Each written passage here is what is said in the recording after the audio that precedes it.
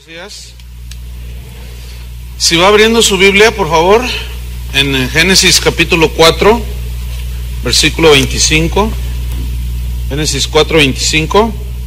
Porque vamos a tratar esta mañana el cuarto tema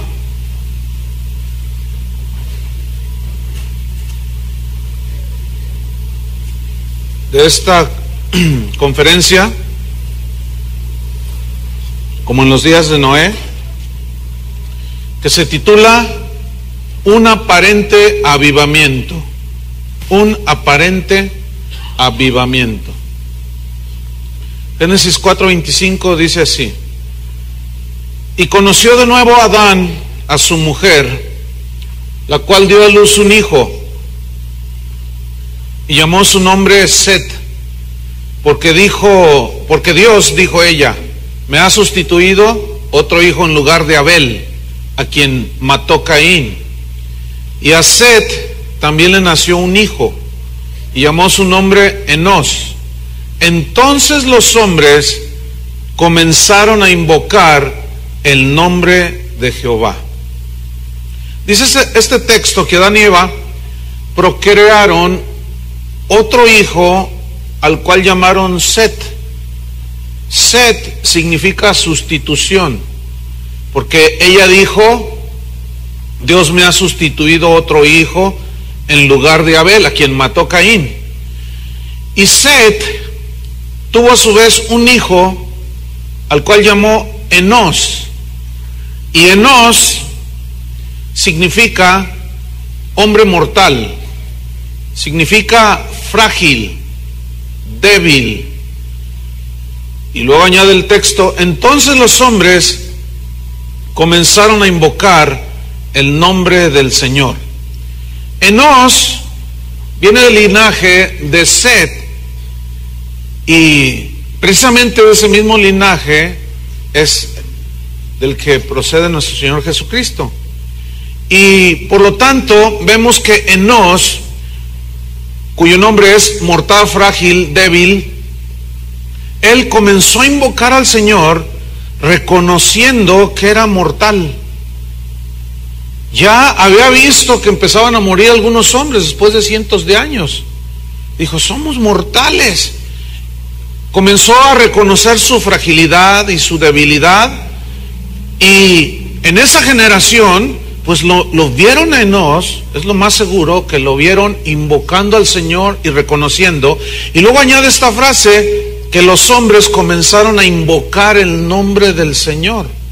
Aquí el verbo invocar viene del hebreo kará, que significa llamar, significa llevar, significa nombrar y también pedir.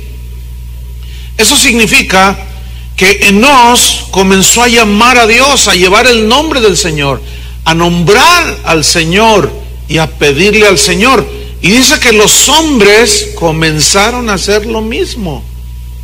Comenzaron a llamar al Señor, a llevar su nombre, a nombrar a Dios, a pedirle a Dios, reconociendo su mortalidad, su fragilidad y su debilidad.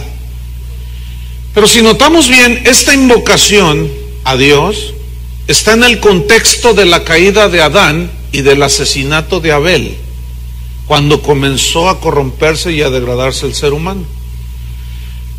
Esto de que los hombres invocaron el nombre del Señor suena, o de primera sí, si nos quedamos allí, suena y nos da la apariencia de un tremendo avivamiento, ¿no? Dice que los hombres empezaron a invocar al Señor. Esto suena a un tremendo avivamiento, pero aquí viene una pregunta. ¿Qué tan genuino era ese aparente avivamiento? ¿Qué tan genuino era ese aparente o ese invocar el nombre del Señor? Más adelante vamos a responder a esta inquietante pregunta. Antes, vamos al Génesis capítulo 5 de nuevo. Vamos al versículo 7 y allí vamos a leer ya más claramente cómo hubo un linaje en aquellos tiempos, un linaje de hombres que fueron temerosos de Dios. y como siempre lo habrá, hombres temerosos de Dios, mujeres temerosas de Dios. Desgraciadamente, como antaño fueron pocos, los del final de los tiempos seguirán siendo pocos. Vamos a leer pues este linaje de hombres temerosos de Dios. Capítulo 5 de Génesis, versículo 7 dice: y Set engendró a Enós. Enós engendró a Cainán. Cainán engendró a Mahalaleel. Mahalaleel engendró a Jared. Jared engendró a Enoc. Enoc engendró a Matusalén. Y caminó Enoc con Dios después que engendró a Matusalén. Escuchen, ¿cuántos años? ¿Cuántos años caminó con Dios? ¿Qué dice sus Biblias? Díganlo pues. ¿Todavía están dormidos o todavía están en el tercer cielo? 300 años caminando con Dios. ¿Cuántos tienes tú caminando con Dios? Y ya te anda. Y ya no puedo más, decimos. 300 años caminó con Dios y engendró hijos e hijas. Y fueron todos los días de Enoc 365 años. Caminó pues Enoc con Dios y desapareció, porque le llevó Dios. 25. Matusalén engendró a Lamec. Aquí aparece otro Lamec, porque el otro fue descendiente de Caín y fue el primer bígamo, ¿se acuerdan? Ok, entonces este es otro Lamec. Vivió Lamec 182 años y engendró un hijo, y llamó a su hijo, llamó a su nombre Noé. Noé significa reposo, diciendo: este hijo nos aliviará de nuestras obras y del trabajo de nuestras manos, a causa de la tierra que Jehová maldijo. Como que había una esperanza en ese niño, al cual le puso descanso, reposo, de que Dios iba a enviar reposo a esta tierra a causa de la tierra ya maldita. Y efectivamente envió reposo a la tierra, porque borró a todos los malos de ella. Versículo 32. Y siendo Noé de 500 años, engendró a Sem, a Cam y a Jafet.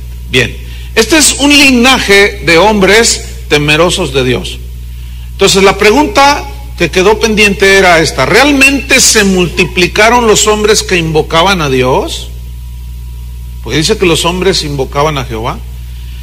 Otra pregunta: ¿creció el número de los hombres temerosos de Dios? Eran muchos, había una multitud, era un avivamiento. Hubo un gran despertamiento espiritual en los días de Noé. ¿Saben cuál es la respuesta? Ya la saben. ¿Cuál es la respuesta? No. Y la misma Biblia nos lo dice. Génesis capítulo 6, versículo 5. Nos lo dice: y vio Jehová que la maldad de los hombres era mucha en la tierra, y que todo designio de los pensamientos de ellos era de continuo solamente el mal. Y se arrepintió Jehová, lamentó, eso significa, se lamentó de haber hecho hombre en la tierra, y le dolió en su corazón. Y dijo Jehová: raeré de sobre la faz de la tierra los hombres que he creado, desde el hombre hasta la bestia, y hasta el reptil y las aves del cielo, pues me arrepiento de haberlos hecho.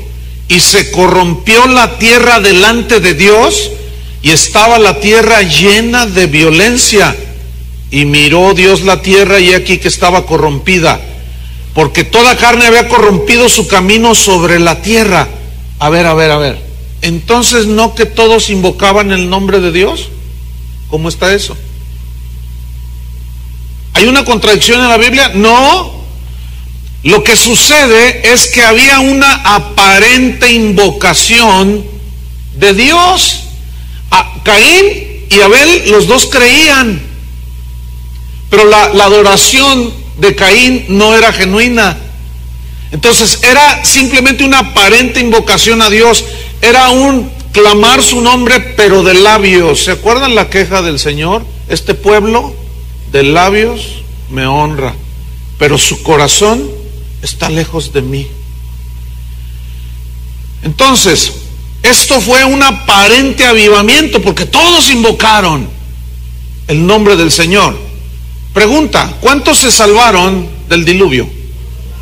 Poquitos, muy pocos. Para ser exactos, ¿cuántos? 8. 8 personas.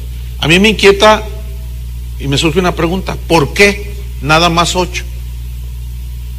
¿Por qué nada más 8 si los hombres comenzaron a invocar el nombre del Señor? ¿Por qué 8? La respuesta está en Génesis 6:8.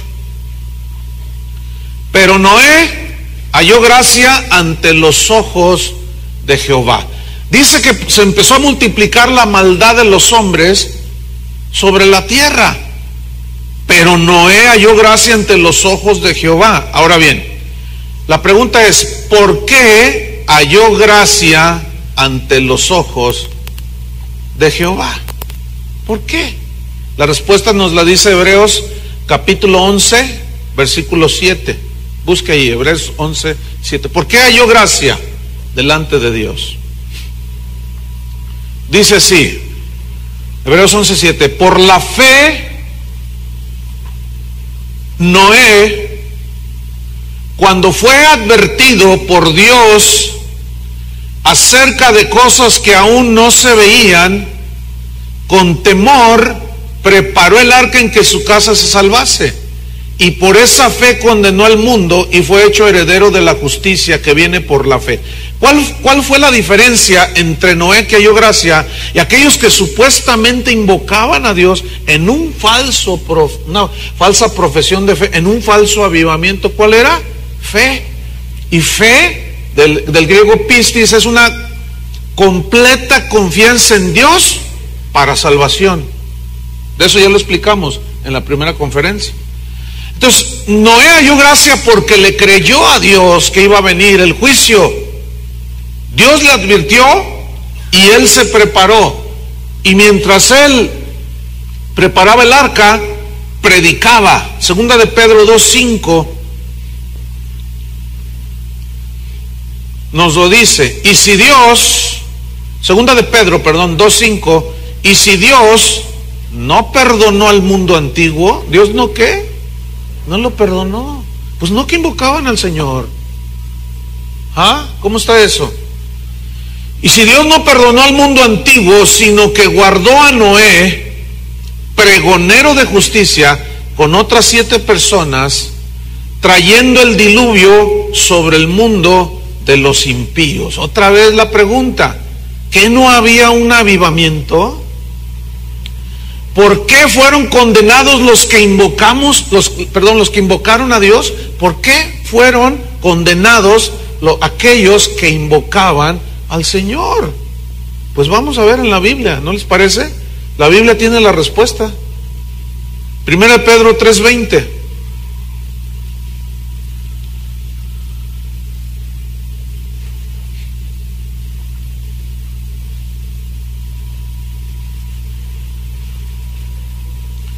Pedro 3:20 dice: los que en otro tiempo desobedecieron, cuando una vez esperaba la paciencia de Dios, fíjate, la paciencia de Dios, que muchos desprecian actualmente, la paciencia de Dios en los días de Noé, mientras se preparaba el arca, en la cual, yo quiero subrayar, pocas personas, es decir, 8, fueron salvadas por agua.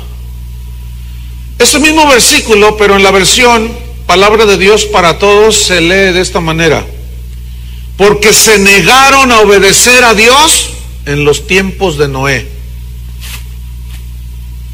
Dios esperaba pacientemente por ellos, que se arrepintieran, mientras Noé construía el arca, en la que solamente al final se salvaron 8 personas.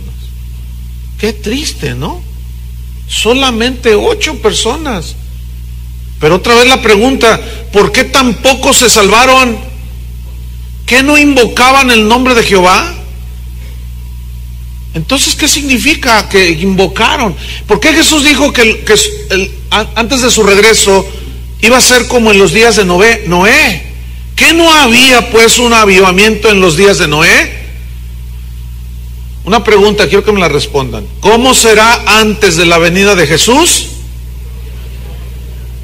Pregunta, ¿habrá un gran avivamiento? Otra vez, ¿habrá un gran avivamiento? Unos dicen que sí, tienen mucha fe. Pues ¿qué no estamos viendo? ¿Cómo eran los días de Noé, digo? ¿Cómo eran los días de Noé? ¿Por qué se salvaron 8? Pocos. Había un aparente avivamiento. Jesús dijo que vendría y los días serían como los días de Noé. ¿Habrá al final de la historia un gran avivamiento?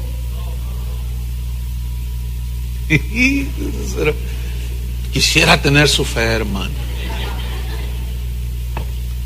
Bueno, porque hoy se proclama de un gran avivamiento. Yo tengo más de 30 años escuchando el gran avivamiento que viene.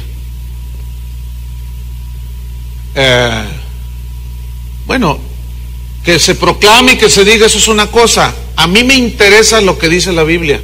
Ahora, fíjese, hablando como simple humano, yo anhelo con todo mi corazón que eso sucediera, de verdad. Pero la Biblia me dice otra cosa y me cuesta trabajo, me costó trabajo, ahora ya no. Por bastante tiempo me costó trabajo creer lo que la Biblia dice. Pues resulta que la venida de Jesús será como en los días de Noé. No habrá un gran avivamiento, porque Jesús lo aseguró que los últimos días antes de su venida, lo estoy enfatizando y repitiendo, serían como en los días de Noé. Vamos a leer con mucha atención Lucas capítulo 13, versículo 22. Lucas 13, 22.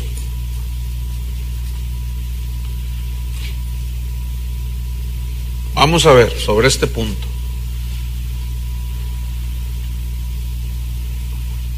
Pasaba Jesús por ciudades y aldeas, enseñando y encaminándose a Jerusalén. Y alguien le dijo: Señor, ¿son pocos los que se salvan? A ver, pregunta, ¿por qué le hicieron este cuestionamiento a Jesús? Fíjate lo que le preguntaron, Señor, ¿son pocos los que se salvan? Ahora, el que le hizo la pregunta, ¿por qué le preguntó eso? Sigamos leyendo. Y él les dijo: esforzaos a entrar por la puerta angosta, porque os digo, quiero que noten que está hablando Jesús, y si tú crees en Jesús, debes de creer lo que él dice. ¿De acuerdo? Porque os digo que muchos procurarán entrar y no podrán. ¿Cuál es la única manera de entrar? ¿Que no es por la sangre de Cristo? ¿Que no vimos ya que había una profesión de fe sin sangre? Que es una de las señales de hoy. Entonces dice, muchos procurarán entrar y no podrán. Vamos a Mateo capítulo 7, versículo 13. Mateo 7, 13. Nos dice así: entrad por la puerta estrecha, porque ancha es la puerta y espacioso el camino que lleva a la perdición. ¿Y cuántos? ¿Qué dice su Biblia? Mi Biblia dice: y muchos son los que entran por ella. Porque estrecha es la puerta y angosto el camino que lleva a la vida. Quisiera cambiar este texto, hermanos. De verdad, quisiera tener un borrador, no sé cómo hacerle, y cambiarlo por amor a las almas. ¿Usted cree que usted ama más a las almas que Dios los ama a ellos? No, es evidente. Nunca le llegaremos al amor de Dios. Entonces no nos creamos más buenos que Dios. Él envió a su Hijo, a su único, y Dios mostró su amor en que siendo aún pecadores Cristo murió por nosotros. ¿Tú has muerto por alguien? Ni pensarlo, ¿verdad? Entonces no nos creamos más buenos que Dios, porque no lo somos. Entonces dice Jesús, porque estrecha es la puerta y angosto el camino que lleva a la vida, y pocos, eso me suena me cuesta trabajo todavía, hermanos. Pocos son los que la hallan. Ahora, vamos al Apocalipsis capítulo 3, versículo 1. Este es un reproche de Jesús a la iglesia de Sardis, pero tiene una particularidad interesante. Apocalipsis 3:1 dice así: escribe al ángel de la iglesia en Sardis, o sea, al pastor, el que tiene los 7 espíritus de Dios y las 7 estrellas, dice esto: yo conozco tus obras, que tienes nombre de que vives y estás muerto. ¿Cuántos dicen yo soy cristiano y están muertos? Versículo 2: sé vigilante y afirma las cosas que están para morir, porque no he hallado tus obras perfectas delante de Dios. Acuérdate pues de lo que has recibido y oído, y guárdalo y arrepiéntete. Pues si no velas, vendré sobre ti como ladrón, y no sabrás a qué hora vendré sobre ti. Noten el versículo 4. Pero tienes un montón de personas ahí. ¿Así dice? ¿Cuántas? Unas pocas personas en Sardis. En lo que era toda la iglesia en Sardis, había bien poquitos que no han manchado sus vestiduras y andarán conmigo en vestiduras blancas, porque son dignas. Estos pocos fueron lavados con la sangre del Cordero. Lucas 12, versículo 32. Este versículo, una vez oí a un predicador burlarse. Esa fue lo que hizo cuando dijo, estaba dando una conferencia sobre el crecimiento de la iglesia, y dijo este predicador: si tú tienes una iglesia chica, eres un bueno para nada, porque Dios ya nos dio todas las armas y todo para que nosotros tengamos mega iglesias, dijo. ¿No? Y dijo: muchos se consuelan con su manadita pequeña, dice, burlándose de Jesús. Porque eso que dijo ese predicador, justamente lo dijo Jesús. Ahí está, Lucas 12:32. No temáis, manada pequeña. ¿Por qué digo manada pequeña? ¿Sabe por qué? Porque no era un manadón. Porque no eran los miles, las multitudes que lo seguían y que aparentemente, ay, Rabí, te hemos buscado. Sí, me buscan. Yo sé por qué me buscan. Son unos gorrones, decimos en México. Y a la gorra no hay quien le corra, ¿verdad? Ese proverbio es el 820. No temáis, dice, manada pequeña. La palabra pequeña viene del griego micros, pequeño, y es lo opuesto a mega, fíjate, del griego. Y mega es grande. Ha oído hablar usted de las mega iglesias, ¿no? Entonces, hoy sinónimo de éxito es tener una mega iglesia. Tener una micro iglesia es que no tienes visión, te dicen. Es que no tienes tu revelación de lo que Dios quiere hacer a través de ti. Dios quiere que ganes entera tu ciudad para Cristo. Entonces ahí está el micro en su micro, ¿verdad? Y lo dice: no, si yo no sirvo para nada, Señor, yo no sé por qué me escogiste. Mira nomás chica iglesiona que tiene. Y te empiezas a menospreciar, pero luego te empiezan a dar por el lado del orgullo. Usted puede, véame a mí, yo era peor que usted. Y lo ves y dices: pues sí, sí es cierto. Y te empiezan a picotear el orgullo, la ambición y la soberbia. Y aquí solo una pregunta: ¿por qué un pastor querrá tener una iglesia grande?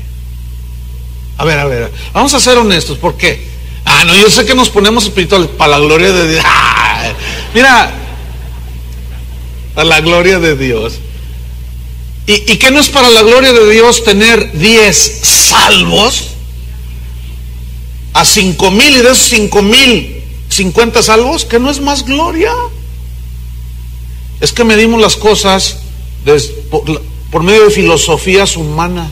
Por eso: no temáis, manada pequeña, porque a vuestro Padre le ha placido daros el reino. Escuchen bien: ¿a cuántos Dios el Padre le ha placido darles el reino o la revelación del reino? ¿A cuántos? ¿Alguien me puede decir? Otra vez me peleo con esa palabra, me cuesta mucho trabajo. ¿Son pocos los que se salvan? No, o sea, espérenme. ¿Son pocos los que se salvan, Señor? Ese está bien conectado ahora. ¿Son pocos los que se salvan? Esfuércense por entrar por la puerta angosta, porque anchos y espacioso el camino que lleva a la perdición. Y sí, fíjate, pocos son los que entran, como en los días de Noé.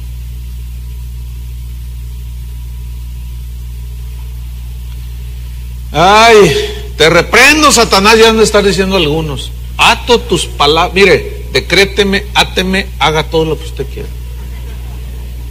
Y se va a dar cuenta que voy a seguir hablando, que su atadera no le funcionó, porque lo que estoy hablando no es mi mensaje. Cancele mis palabras si quiere, pero el cielo y la tierra pasarán y su palabra no pasará. Me han dicho que soy un fatalista. Pues ¿qué fatalista era Jesús? Y si soy seguidor de Jesús, pues soy igual que él de fatalista. Manada pequeña, pocos son los que entran. Qué negativo era Jesús para confesar, ¿verdad? La Biblia, ustedes saben que habla de un remanente. ¿Han oído esa palabra? Remanente viene del griego leimá, que significa lo que queda de algo. O sea, así como el resto, lo que queda. Y el remanente casi siempre es despreciado, ¿sí o no? O sea, tú traes billetes, traes 2 de a 500, etcétera, traes 3,000 pesos, pero traes 3 moneditas de a peso, ¿sí? Entonces tú no sacas las 3 monedas, ¿verdad que no? Tú cuando dices, oye, ¿traes dinero? Tú no dices, sí, 3 pesos, ¿verdad que no? Tú dices, no, traigo 3,000. Y el remanente, lo que queda, nadie le hace caso. Fíjate bien lo que la Biblia nos está diciendo, ¿eh? Lo que el mundo tiene por poco y nada, vendrá a ser el remanente que estará con él. Qué increíble. ¿Lo alcanzan a ver o no? Ahora vamos a ver algunos argumentos de los que hablan del gran avivamiento que viene. Y hasta aquí, lo siento, lo veo, lo toco, dicen. Lucas capítulo 5. Estas es algunas escrituras que ellos usan, pero pues vamos a analizarlas, ¿no? Para ver si está hablando de eso. Lucas capítulo 5, versículo 5. Respondiendo Simón le dijo, Maestro, toda la noche hemos estado trabajando y nada hemos pescado. Porque ellos estuvieron allí pescando peces ahí en el mar y no agarraban nada. Y Jesús les dijo, echen las redes de aquel lado. Entonces le responde Simón, Maestro, toda la noche hemos estado trabajando, nada hemos pescado, mas en tu palabra echaré la red. Y habiéndolo hecho, encerraron gran cantidad de peces y su red se rompía. ¡Avivamiento! Ok, ahí está, gran cantidad de peces. Así dice, ¿no? Eso es verdad, así dice. Pero, escúcheme bien, pero comparado con los peces que quedaron en el mar, ¿cuántos son?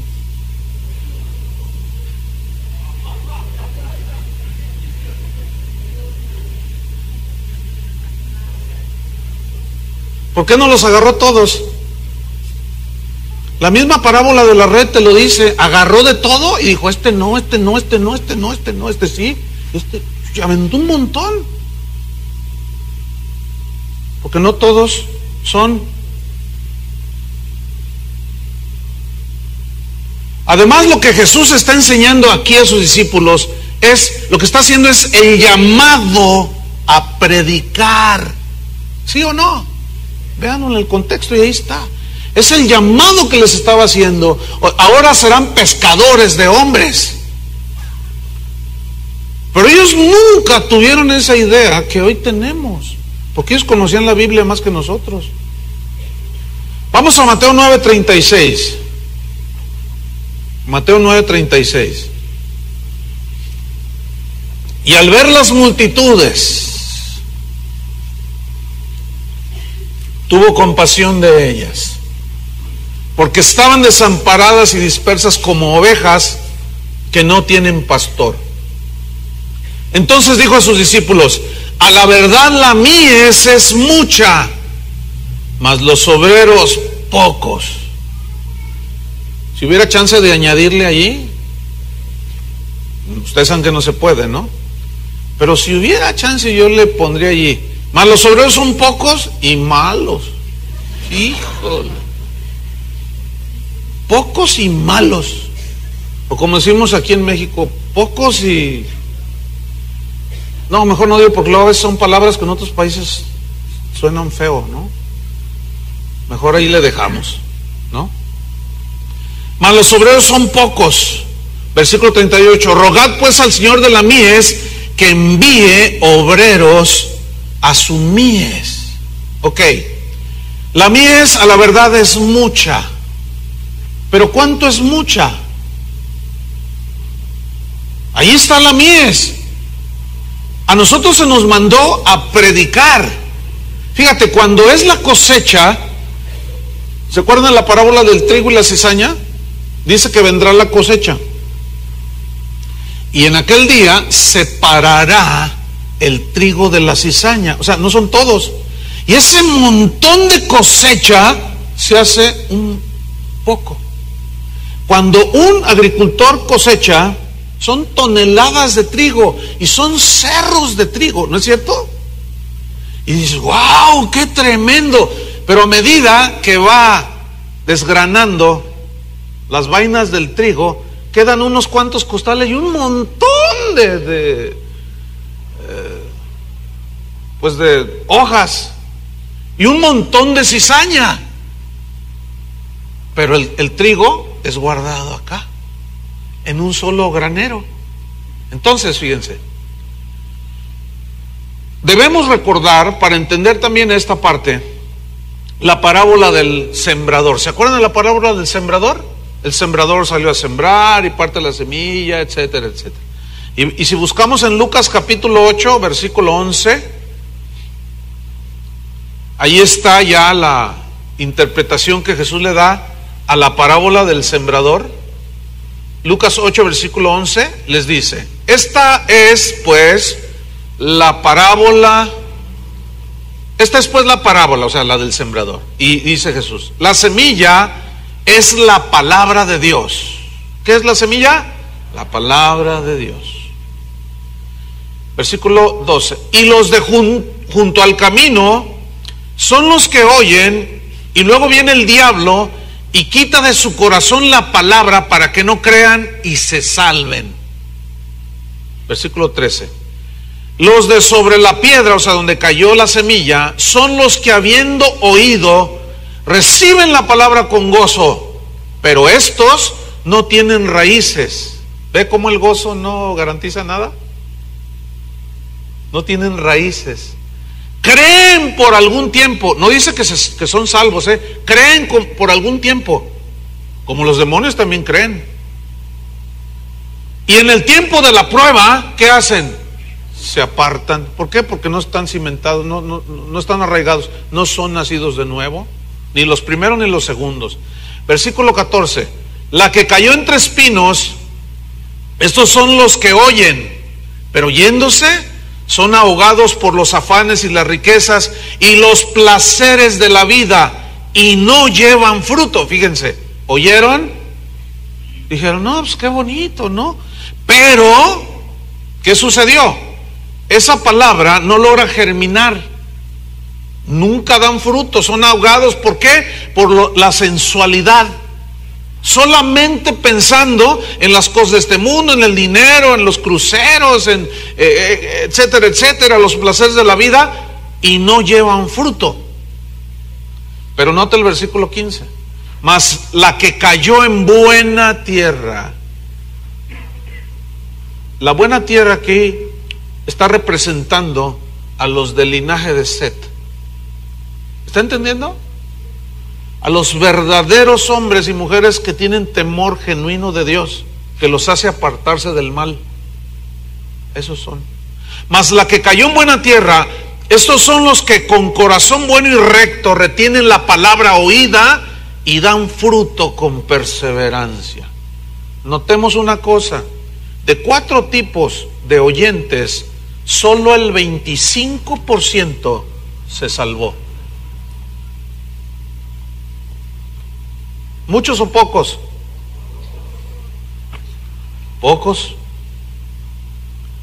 Pregunta: ¿cuántos habitantes hay en el mundo? Respuesta: aproximadamente 6.700 millones de personas. Ahora, ¿cuántos dicen ser cristianos?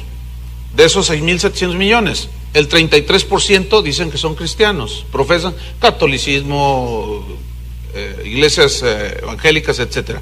Lo cual representa una cantidad ya más exacta de la información que les di ayer, de 2.210 millones de personas.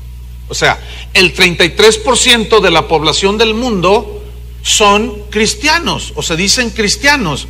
Pero recuerden que el 80% creen en Dios. ¿Se acuerdan de ese dato? Bueno, ahora, de esos 2.210 millones de supuestos cristianos, ¿cuántos son católicos? Bueno, según el Vaticano, esta es la última información, la más reciente, el Vaticano asegura que hay 1.115 millones de católicos en el mundo. Pregunto, ¿cuántos de esos son lavados con la sangre de Cristo? Me espanta eso. Ustedes saben la respuesta. No dudo que lo sabrá, pero ¿serán muchos o pocos? Poquísimos, por no decir casi nada, porque ellos no predican la salvación por fe, usted sabe, ¿no? Sino por obras, y por obras nadie puede ser justificado. Entonces, somos 2.210 millones de cristianos, y de esos el 51% son católicos, queda un 49% que representan 1.100 millones de cristianos. Pero ahí están insertando a los testigos de Jehová, que dicen que Jesús era un ángel, y ustedes saben el rollo, ¿no? Los mormones y un sinfín de sectas. Y yo hago esta pregunta: ¿serán nacidos de nuevo alguien que dice que que niega que Jesús encarnó? ¿Puede ser salvo? No. Entonces se va reduciendo el porcentaje. Quedan las denominaciones cristianas como bautistas, metodistas, pentecostales, etcétera, etcétera, etcétera. Bueno, de esos, ¿cuántos son nacidos de nuevo? ¿Muchos? ¿Cuántos verdaderos cristianos habrá en el mundo? Vamos a ser generosos. Un 50% de 1.100 millones, así generosos, así como diciendo, sí, es que amamos a la gente. Ok, vamos a ser buenos. Vamos a decir, 50% de esos 1.100 millones representan 550 millones de personas. ¿Sabe qué porcentaje es a nivel mundial? Solo el 8.2. ¿Son muchos o pocos? ¿Es esto un avivamiento?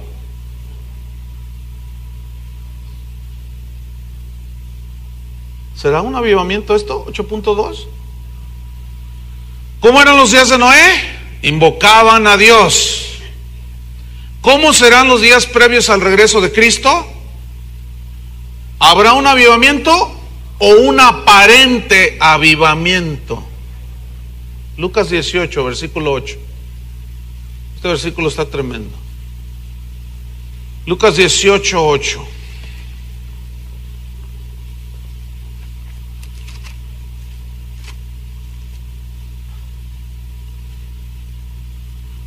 Jesús está enseñando, el contexto es la parábola de la viuda y del juez injusto, y Él está enseñando sobre la necesidad de orar.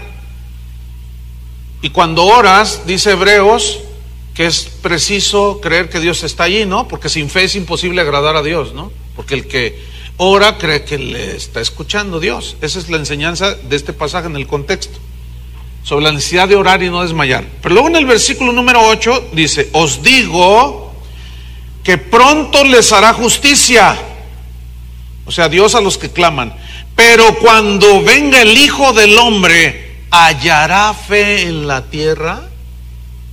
¿Qué es fe? Plena confianza en Dios para salvación. Cuando el Hijo del Hombre venga, fíjate la pregunta, ¿hallará fe en la tierra? ¿Por qué dijo eso Jesús? Aquí ya nos está asegurando que va a ser muy escasa la verdadera fe. Profesión de fe, un montón, pero verdadera fe, muy poca. En una versión parafraseada dice: pero cuando yo, el Hijo del Hombre, regrese a este mundo, ¿acaso encontraré gente que confíe en Dios? La respuesta es, díganlo, no. Porque su regreso será como en los días de Noé. Otro argumento, este es el más socorrido, que esgrimen. Yo he escuchado muchos mensajes al respecto y digo, a ver si se lee en el contexto y se da la aplicación correcta a este pasaje. Pero no, siempre se le da un enfoque de un gran avivamiento. Y es Hechos 2:16, que es tomado del libro de Joel también. Hechos 2:16, búsquelo allí. Este es el texto más socorrido. Ahí está el avivamiento profetizado, dicen. Bueno, vamos a examinar el pasaje. Ponga mucha atención y usted mismo esté atento. Hechos 2:16. Ustedes recuerdan que había como 25,000 en el aposento alto, ¿verdad? ¿Cuántos había en el aposento alto? 50,000. ¿Cuántos eran? Bien poquitos, se me había olvidado que eran 120. Bueno, ok, estaban ahí, llegó el Espíritu Santo, los llenó y hablaron otras lenguas. ¿Estamos? Entonces, pues eso fue algo maravilloso. Entonces en Hechos 2:16, vea lo que dice: mas esto es lo dicho por el profeta Joel, y en los postreros días, dice Dios, derramaré de mi espíritu sobre toda carne, y vuestros hijos y vuestras hijas profetizarán, vuestros jóvenes verán visiones, y vuestros ancianos soñarán sueños. Y de cierto, sobre mis siervos y sobre mis siervas en aquellos días derramaré de mi espíritu, y profetizarán. Este pasaje siempre se ha citado para mencionar el avivamiento que viene y que ya está, dicen algunos. Ok, vamos a analizar. Escuche bien. La frase derramaré de mi espíritu sobre toda carne, ponga atención, no está hablando de cantidad, mucho menos del mundo entero. Entonces, ¿de qué habla? Está hablando de que el derramamiento del Espíritu sería sin distinción de personas. Es decir, que ya no sería el descenso del Espíritu Santo sobre unos, solamente los judíos, y de esos judíos solamente los profetas, los apóstoles y los sacerdotes. ¿Sí o no? Entonces aquí lo que habla no es de cantidad, sino de distinción. Será derramado el Espíritu Santo sin distinción. a todos los gentiles que creyesen en Jesucristo. Te lo dice el versículo 21, 2:21. Y todo aquel que invocar el nombre del Señor será salvo. Ese todo aquel significa sin distinción de judíos y gentiles. No está hablando, hermanos, estudien ese pasaje más a profundidad, de una manera personal, y se van a dar cuenta que efectivamente no está hablando ni de cantidad, ni mucho menos del mundo entero, que será derramado mi espíritu sobre toda carne. Está sobre el mundo entero. No, es así, hermano. Jesús mismo aseguró que no todos iban a creer. Vamos a verlo en Marcos 16. Porque entonces hay una contradicción, ¿no es cierto? Habría una contradicción. Si eso es lo que dijo Dios por medio del profeta, derramaré de mi espíritu sobre toda carne, significa sobre todo el mundo, y todo el mundo será lleno de la gloria del Señor. Entonces hay una contradicción aquí en el mismo Jesús. ¿Y saben que Jesús no se contradice? Sí sabían, ¿no? Bueno, veamos Marcos 16:15. Y les dijo: id por todo el mundo y ganadlo para Cristo. ¿Así dice? A ver, otra vez. Y les dijo: id por todo el mundo y gánenlo para mí. ¿Así dice? No me responden. Luego, ¿así vas a estar?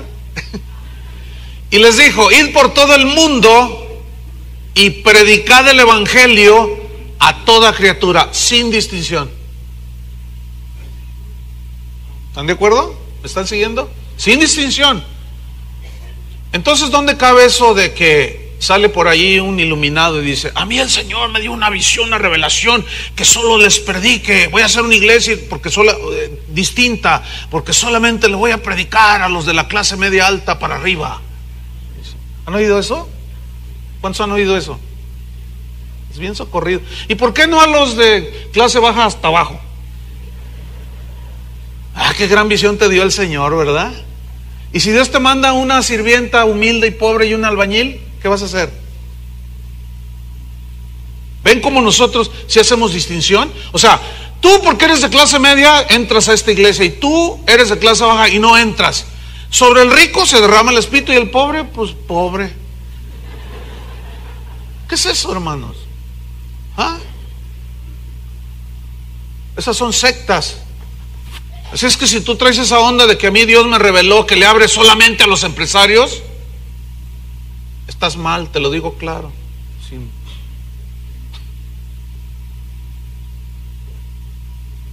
Y como dice la Biblia, bueno, sí lo voy a decir. Es que Pablo dice: el que no se conforma a las sanas palabras de nuestro Señor Jesucristo, no sabe nada, dice, y delira. Y esa palabra en el griego significa se volvió loco. Entonces, ¿estás loco? Ay. Bueno, yo no les he dicho generación de víboras, nomás les estoy diciendo. Entonces está blandito el asunto, ¿no? Entonces, estás en la loquera si tú crees que esa visión viene de Dios, que nada más a los ricos les predicas. A ver, voltea con tu hermano y dile: ¿estás loco o estás cuerdo? No, hermanos, sin distinción. Les dijo: id por todo el mundo y predicad el evangelio a toda criatura. Versículo 16. El que creyere y fuere bautizado será salvo, mas el que no creyere será condenado. Pregunto, ¿qué no está asegurando aquí Jesús ya de antemano que no todos van a creer? ¿Sí o no? Contesten. Hechos 2:47 dice, no lo busque, es un versículo muy conocido: y el Señor añadía cada día a la iglesia los que habían de ser salvos. El Señor ya los conoce desde antes que nacieran. Él ya sabe quiénes van a ser salvos y quiénes lo van a rechazar. Entonces nuestra tarea es predicar el evangelio, no ganar al mundo para Cristo, porque eso es contradictorio a los dichos de Jesús. Nunca vamos a poder ganar todo el mundo para Cristo. Porque Jesús ya dice que va a haber unos que van a creer, a esos bautícenlos. Esos son los salvos, los que se arrepintieron genuinamente. Y los que no creyeron, esos serán condenados. Y en otras palabras, Jesús diciendo, y yo voy a añadir, yo, no tus métodos y tus estrategias sabiondas. Yo voy a añadirles. Lo único que tienes que hacer tú es predicarles. No, hombre, y luego hasta hacemos, cuando se hacen campañas, hacemos el departamento de conservación de resultados. Nada más antibíblico que eso, hermanos. Parábola de la red, todos los peces, ¿todos los agarró? No, un pescador mismo, cuando tira la red, selecciona los peces buenos, ¿no es cierto? Pues, ahí está. Y nosotros, conservación de resultados, por eso están llenos de tiburones, están llenos de anguilas, están llenos de cangrejos que siempre van para atrás, están llenos de todo, pero de peces, por su conservación de resultados. Ahora, una pregunta, ¿de dónde hemos sacado frases como estas? ¿De dónde las hemos sacado? Hermanos, vamos a hacer un evento y vamos a ganar el mundo entero para Cristo. La han oído, ¿verdad? Hasta la sueñan. Es que Dios me reveló. ¿De dónde sacamos eso de México para Cristo? O siendo ya más localistas aquí, Guadalajara para Cristo. Aquí acaban de hacer una campaña que aseguraron que para el mes de diciembre, enero, ya iba a haber 5 millones de convertidos. Lo aseguraron. ¿Dónde están?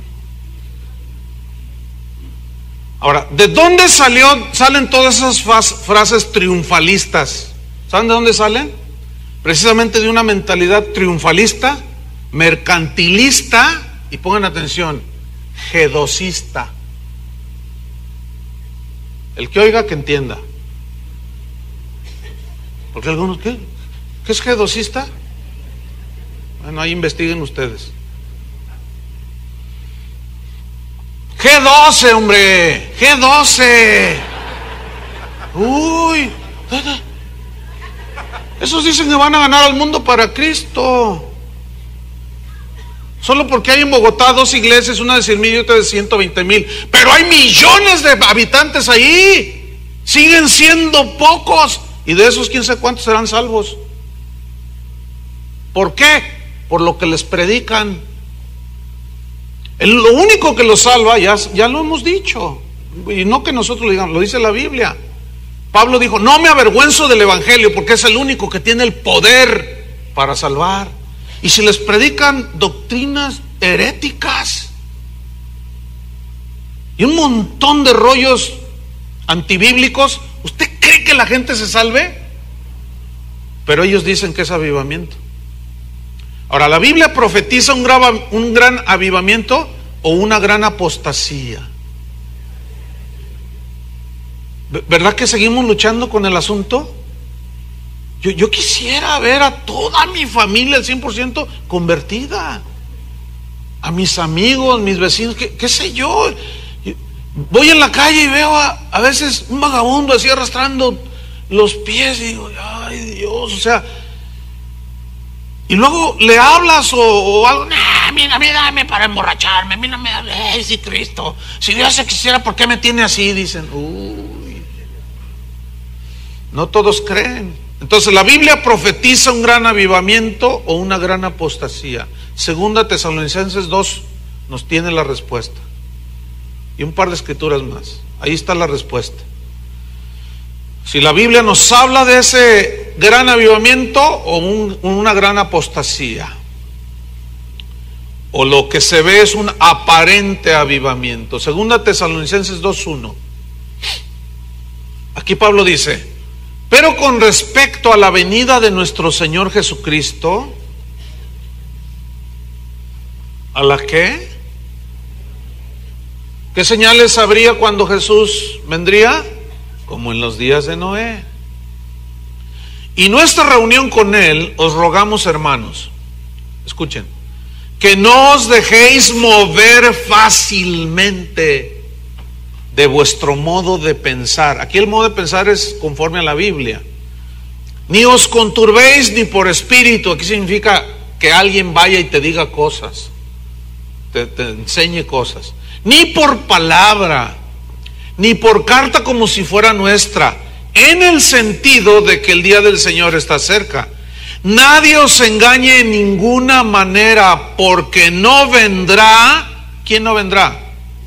Cristo. Sin que antes venga la apostasía y se manifieste el hombre de pecado, el hijo de perdición. La apostasía, ¿qué es la apostasía? Es abandonar la fe. Que fue lo que la multitud que siguieron a Jesús supuestamente porque lo amaban, lo querían, y Jesús les dice: ustedes me siguen porque ayer comieron. Esos mismos se fueron. Esos mismos fueron los que gritaron: crucifícale. Y solo unos cuantos le quedaron. Le quedaron 12 y al final otro más le desertó. ¿Cuántos le quedaron, verdad? Entonces aquí es claro que no vendrá Jesús sin que antes venga la apostasía. Y el apóstata es alguien que dice que cree, pero no camina en las verdades genuinas del Evangelio. Nunca nació de nuevo. Por lo tanto, ese va y viene, va y viene, va y viene. Inclusive hasta hace milagros, Primera de Timoteo capítulo 4 versículo 1 nos dice así: pero el Espíritu dice claramente. ¿Quién dice claramente? O sea, en el griego significa sin ambigüedades. Te lo dice sin cortapisas, te lo dice claramente. Habla claro, Dios habla claro. Que en los postreros tiempos algunos, fíjate, y algunos viene de la palabra griega tis, que significa cualquiera de entre ustedes. Ahora, ¿qué dice la Biblia? Que cuántos apostatarán, que muchos caminarán el camino ancho. ¿Cuántos caminarán el camino ancho? Muchos. Entonces, fíjate, dice: cualquiera de ustedes apostatará de la fe. ¿Por qué? Escuchando espíritus engañadores y a doctrinas de demonios. La versión parafraseada, Palabra de Dios para Todos, se lee este versículo de esta manera: el Espíritu Santo habla claramente sobre lo que sucederá en los últimos tiempos.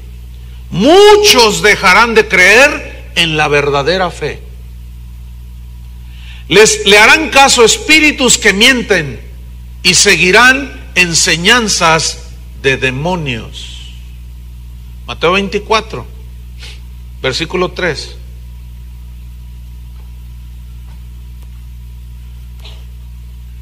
Mateo 24, 3. Vamos a ver qué dijo Jesús. Poco más sobre este punto. Mateo 24, 3. Y estando él, o sea Jesús, sentado en el monte de los olivos, los discípulos se le acercaron aparte diciendo: dinos, ¿cuándo serán estas cosas? ¿Y qué señal habrá de tu venida y del fin del siglo? Respondiendo Jesús les dijo: mirad que nadie os engañe. ¿Por qué fue esa la respuesta de Jesús y no fue otra? ¿Por qué dijo? Lo primero que dijo fue: que nadie los engañe, cuídense. Te lo dice el versículo 5. Porque vendrán, ¿cuántos? Muchos en mi nombre, diciendo: yo soy el Cristo. Cristo significa ungido. Ayer me estaban contando un pastor que estaba viendo un programa allá en los Estados Unidos en estos días pasados, y dijo: bueno, voy a ver si encuentro una buena enseñanza. Entonces prendió la televisión y puso ahí un canal cristiano, y estaba uno allí diciendo: miren, en el preciso momento en que yo me baje de la plataforma y me toquen a mí, va a caer el poder de Dios. Fíjate nomás. Entonces dice que se bajó de la plataforma y la gente se le abalanzó al ungido, al Cristo, porque eso significa ungido. ¿Han oído eso de el ungido de Jehová? ¿Han oído eso? Y luego nos quieren tapar la boca. No hagáis mal a mis ungidos, dice el Señor. No toquéis a mis ungidos. ¿Han oído esa? Nada más que la palabra tocar, solo hay 2 versículos que lo mencionan en el Antiguo Testamento. La palabra tocar al ungido significa hacer violencia física. Porque si así no fuera y nosotros no pudiéramos decir algo de esos falsos cristos, entonces se contradice la Biblia, ¿no? Y al contrario, si Jesús está diciendo aquí, muchos vendrán en mi nombre. Ahora, ¿cómo vamos a darnos cuenta quiénes son si no los discernimos? ¿Ustedes creen que ese tipo que les dijo, yo cuando me baje de la plataforma, todos se me abalancen y me toquen, vendrá el poder de Dios? ¿Ustedes creen que ese es un verdadero ministro? Seamos honestos. Y dice el pastor que me comentó que se lanzó abajo de la plataforma y la gente se fue encima, y en cuanto la tocaban, no dan cuenta que cayó una descarga eléctrica y la gente caía al suelo. ¡Ah! Y dicen avivamiento. A eso le llaman avivamiento. Ay, Dios. Vendrán muchos en mi nombre diciendo, yo soy el Cristo. ¿Y a cuántos se engañarán? Ay, ¿a cuántos? Segunda de Pedro 2:1. Pero hubo también falsos profetas entre el pueblo, como habrá entre vosotros falsos maestros. Qué confesión tan negativa, ¿verdad? Sería bueno cancelar estas palabras para que no se nos metan los falsos maestros. Hubo falsos profetas entre el pueblo, como habrá entre vosotros falsos maestros, que introducirán encubiertamente herejías destructoras. Versículo 2. Y ¿cuántos? Muchos seguirán sus disoluciones, por causa de los cuales el camino de la verdad será blasfemado, y por avaricia, por deseo de obtener ganancia, dinero, harán mercadería de vosotros con palabras fingidas. Sobre los tales ya de largo tiempo la condenación no se tarda y su perdición no se duerme. Entonces, fíjate, en este aparente avivamiento que se proclama y que ves en la televisión, dices, qué tremendo se ve, ¿verdad? Allá en Colombia 100,000 personas y se ve así cómo se mueve el Señor. Ahorita vamos a ver eso, Y cómo la gente ahora, y todo suelo, ¿verdad? Y se vuelven a levantar y otra vez.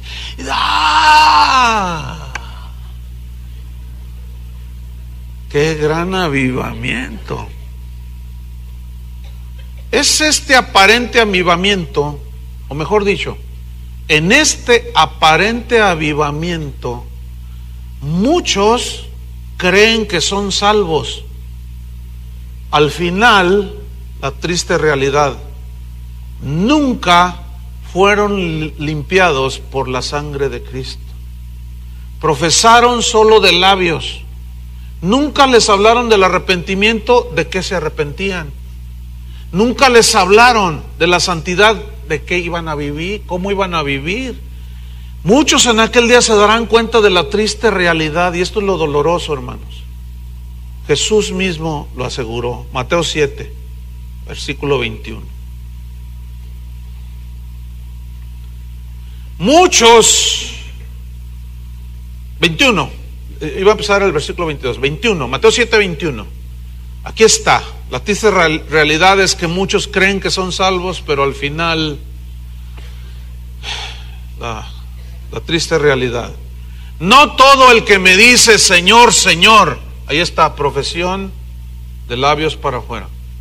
No todo el que me dice Señor, Señor, entrará en el reino de los cielos, sino el que hace la voluntad de mi Padre que está en los cielos. Muchos, ¿cuántos? Muchos. Muchos me dirán en aquel día, Señor, Señor, ponga atención, ¿no profetizamos en tu nombre?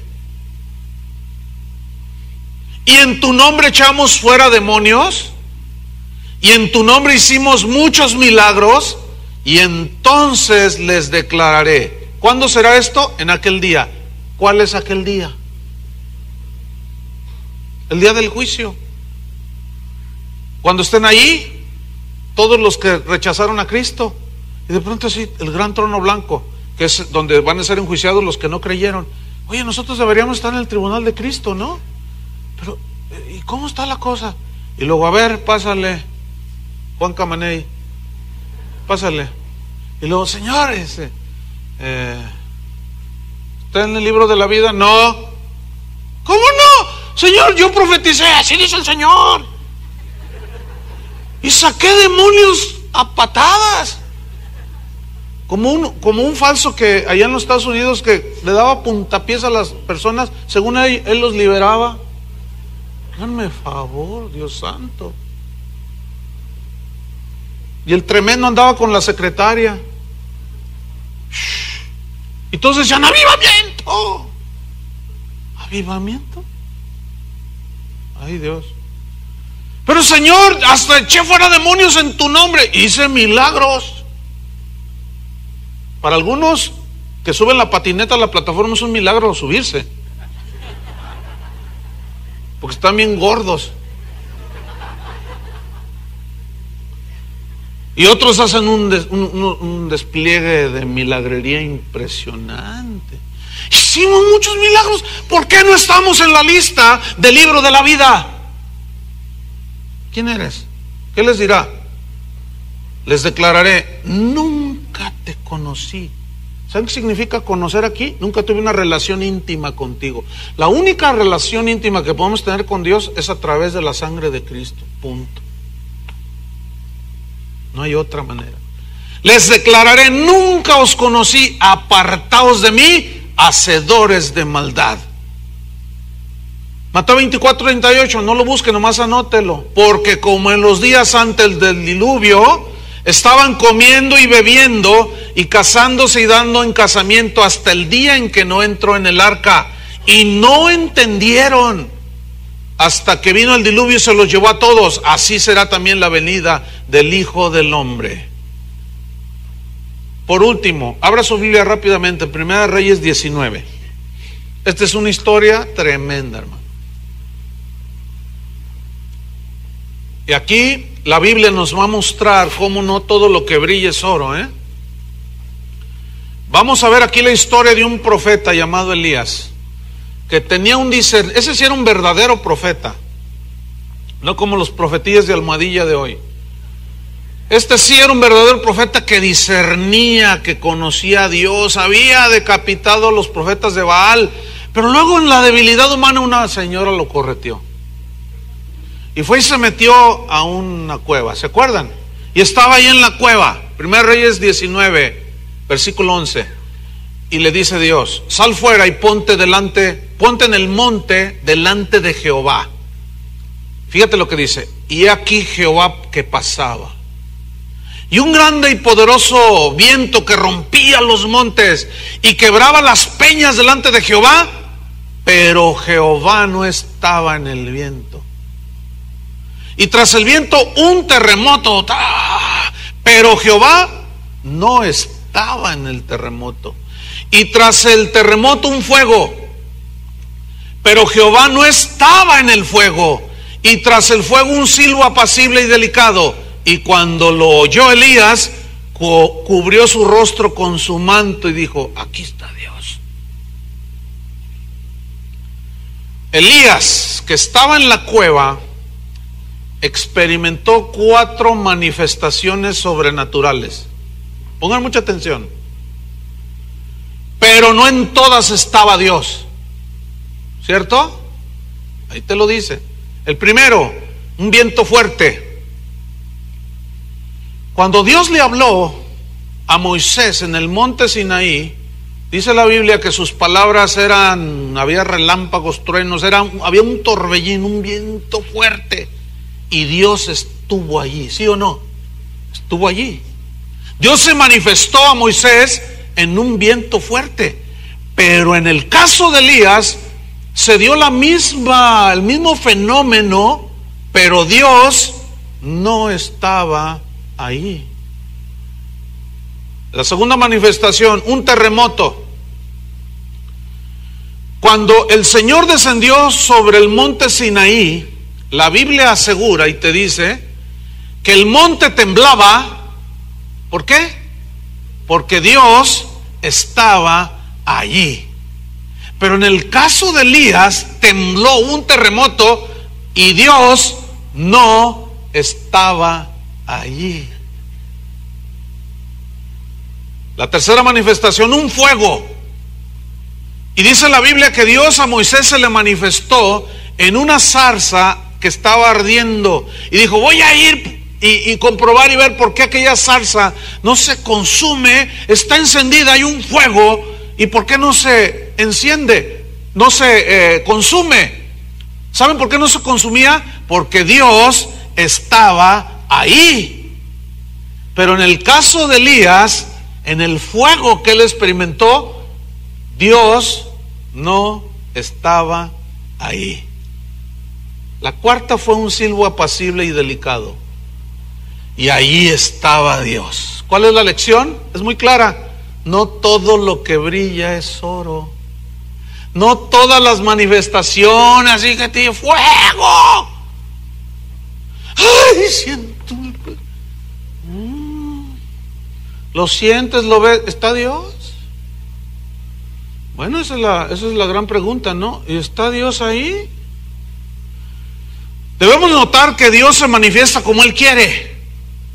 Sin embargo, siempre lo hará de acuerdo a las Escrituras, pues de otra manera se corre el riesgo de que nos engañen fácilmente, que ese es exactamente lo que está sucediendo en el cristianismo de hoy, hermanos.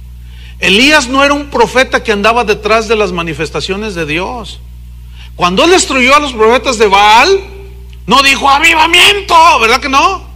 Eran tan pocos los fieles a Dios en el tiempo de Elías que él creyó que solo él había quedado. Y Dios le dice, no, fíjate, todavía me quedan 7,000 que no han doblado sus rodillas ante Baal. Pero escúcheme, 7,000 siguen siendo muy pocos para todos los que había en ese tiempo.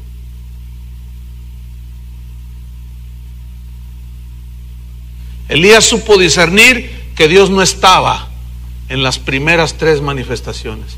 ¿Qué es lo que nos hace falta a nosotros discernir? La gente dice fuego y Dios se nos cayó el cielo encima porque tembló. Dicen Dios, Dios estaba ahí. Un bullicio, un ruido, una algarabía, milagros por todos lados, viento, todo. Dios, avivamiento, dicen. ¿Estará Dios ahí? ¿Saben cómo se da cuenta si Dios está ahí o no? ¿Cómo nos daremos cuenta si Dios está ahí o no? Es muy fácil. Por lo que dicen y por lo que hacen. ¿Qué hablan? ¿Qué predican según ellos? Note. Y nada más hablan de puras manifestaciones externas. Nótelo, revíselo. Ahí está todo el acceso a todos nosotros. Tenemos acceso, todos nosotros, a toda esa información. Escuchen lo que dicen. El mundo es un avivamiento mundial. Hay iglesias que se llaman Centro de Avivamiento Mundial.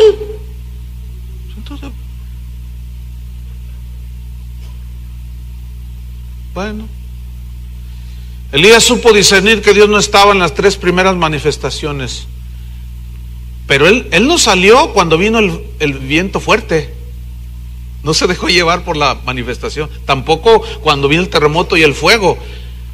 Él siguió esperando, discerniendo. Vino el viento apacible y dijo, aquí está Dios, y se cubrió el rostro y dijo, no soy digno que Dios esté yo cara a cara con el omnipotente.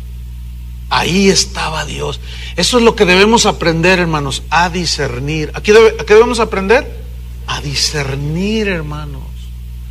Lo que hoy vemos de polvos de oro, de piedras preciosas que caen del cielo, risas incontrolables, son mucho ruido, envuelto en luces de colores que no son más que un aparente avivamiento. Una vez escuché a uno justificando estas manifestaciones, dijo, no, es que las calles en el cielo son de oro y de piedras preciosas. Entonces la Biblia dice que como hay gozo, los ángeles se gozan cuando un pecador se arrepiente, entonces ellos se gozan y brincan, y las piedras que caen y el polvo es porque brincan allá en el cielo, dice. ¿No será que el querubín, cuya vestidura estaba llena de piedras preciosas y de oro, sacude sus alas?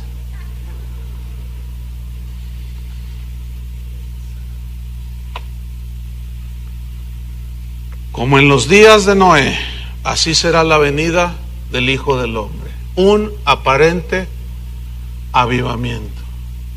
Asegurémonos de que estamos en la fe, dijo Pablo.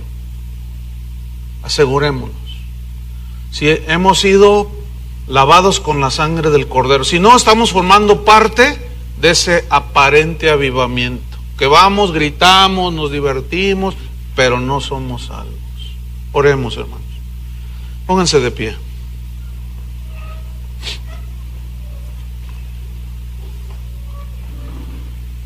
Señor, ayúdanos, Señor.